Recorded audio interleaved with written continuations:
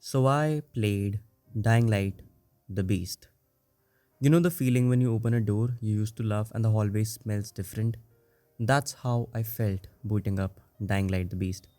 Excited and nostalgic. I'm someone who's always loved the original Dying Light, parkour, nights, raise, rooftop panics, and those nights has haunted me in the best possible way. But also, I have skipped Dying Light 2. I have never played it. Keep that in mind, it matters. And I'm coming into the beast with only the original in my memory. So, this is a take from that vantage point, the original fan returning, excited to see Kyle Crane again. What follows is a long and honest breakdown. What worked in the first hour, what kind of wore thin by the 10th. The opening hooked me, but it didn't quite last. Let's start simple. The beginning is good, not flawless, but good. There's kind of an immediacy to seeing Crane again. If you've played the first Dying Light, that first moment is, for lack of a better word, comforting. Crane's voice, his battered look, it's the same icon we remember, just older and raw. Visually, the game does a lot of pleasing things. Lighting, creature design, that early atmosphere, it looks the part. If you're only judging the first 20 minutes, the beast gives you the impression of a return. It whispers, we remember what made this franchisee cool. That rush is important. It's the currency the game uses to buy your time. But that feeling kind of evaporates and probably faster than Crane's stamina. The initial visuals and the brief emotional callback are just like a well dressed appetizer, and the main course never even arrives. The stage is set, but the script forgets the lines. Here's the brutal and honest truth: the story of the beast is kind of middling. It's not offensive and it's not a train wreck, it's just kind of bland. The structure is built around the chimera hunts, the boss or mutants, creatures you're told to confront again and again. That is okay as a device. The problem is how many times the game leans on it. I felt like I'd walked into a buffet where everything was just the same thing. If a game repeats one critical mission motive too much, especially a boss like activity, it just becomes a loop and not progression. There are only so many times the player can be told, go kill this chimera, before it stops being dramatic and just becomes a checkbox. The chimera stops being scary and just becomes a recurring chore. And that is not just me whining. A lot of players online has felt similar about this thing. Mission repetition and the prevalence of chimera fights were common complaints, with many even saying the missions felt repetitive and mission variety was lacking. And if you're wondering why specifically does repetition hurt a game like this, it's because Dying Light's identity is multi-part. Parkour freedom, immersion moments, and that horror tension. And when the game locks you on a mission loop, it strips you of freedom. And you're not exploring anymore. You're being walked from theater to watch the same scene in just a slightly different costume, if that makes sense. The Beast gives us characters who exist mainly to deliver plot beats. They say things, they hand us missions, they express emotion for 10 seconds and then just evaporate. And let's flip that for a second here. Here's how some characters could have been written differently and why that matters. The survivor who wasn't saved, introducing a companion who has survived Haran but is slowly paying the price for survival. The tragic victim who becomes the mirror. Have a character directly tied to the Chimera experiments and not just as exposition but as a slowly revealed victim. The villain with a philosophy. Give the antagonist an ideology that is not just power for the sake of evil.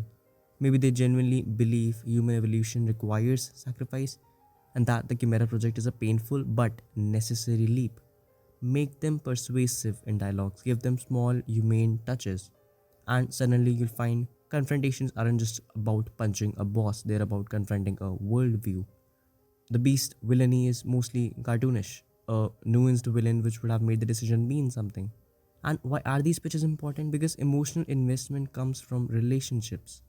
Even Crane isn't interesting by default, he's interesting when other characters force him to react, reflect, and change. And players online echoed that characters felt thin and Crane kind of disconnected. A lot of the Beast narrative beats read like a checklist: just betrayal, reveal, fight. If you've played enough action games, you can kind of see the footprints. It's not that storytelling needs to always be unpredictable, but that surprises must be earned. The beast hands you twist without making you live them. What would an earned twist look like here? Imagine a midpoint where Crane's choice creates a permanent, painful consequence. Maybe he saves someone and unknowingly causes a later catastrophe, or he refuses to act, and there's a reckoning. Let the player's agency, or maybe the absence of it, matter. The game moves on from twists as if they were just narrative props to be dusted off. Critics and players both noted the predictability. Many reviews pointed out that the narrative played it safe to the point of mediocrity. Crane is fascinating on paper. He's a survivor, a reluctant hero, a man who's made hard choices and lives with consequences. In the original game, there were glimpses of this: the guilt, the sarcasm masking the trauma, the way he navigated moral compromise. That Crane had weight. But in the Beast, Crane exists, but the weight feels lifted. He acts, he kills, he equips, but there is no onward path for his psyche. For a protagonist who experienced Haran, the Beast needed a sustained internal narrative. Guilt leading to obsession, remorse turning to brutality, or redemption through sacrifice. But instead, Crane feels like a function. Player goes here, Crane does this. Let's get nerdy for a minute. Mission design is a systems problem. If you keep feeding the same loop to the player, fetch, fight, return, every new mission must change at least one variable: mechanics, consequences, environment, stakes. The beast tends to repeat the same variable set. That's why it feels like a loop. There were a few key problems I saw with the game. Too many missions reduced to defeat the monster, retrieve an item with minor tweaks. Players quickly adapt and tension collapses. If the player fails, the world rarely changes in a meaningful way. The sense of weight is lost. Big beats happen at expected intervals, robbing them of punch. They are pretty predictable. The game substituted consequence and story beats with combat encounters. Combat is fine and I like it, but it can't carry the narrative weight alone. There was just combat centric questing. Things that could have been changed: procedural emotional stakes. Instead of just fighting repeating monsters, seed the missions where the Chimera's presence has consequences. Make players choose which community to save. Those choices ripple. There could have been long term mission threads, have multi mission arcs with consequences that evolve. There should have been player driven weight. Let the player's decisions about beast mode, brutality, or mercy alter later missions. If Crane starts leaning on beast mode, NPCs might fear him, affecting the quest dialogue and access. The beast has the bones of a meaningful story: human experimentations, ethics of survival, a protagonist who's already morally complicated, but it rarely goes beyond surface level horror. The Chimera concept, humans altered, becoming something monstrous, begs for commentary about what we sacrifice in the name of progress. Yet the game largely uses it as an enemy type and not as a moral mirror. Imagine this: instead of always killing the Chimera, there are missions that make you keep it alive for study, or allow it to be healed at the cost of other resources, or missions that force the player to decide whether destroying an experiment will save money or doom a few. These are the sorts of morally thorny choices the Beast could have leveraged. But hey, I'm not a big studio. I'm just here presenting my opinion.